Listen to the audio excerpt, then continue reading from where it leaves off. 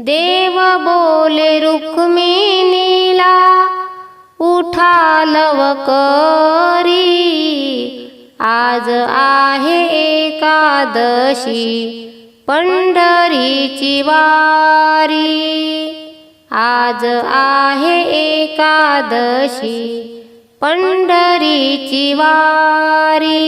देव बोले जनाबाई काढावे झाडून, आले पैठणचे नाथ संसार सोडून, आले पैठणचे नाथ संसार सोडून।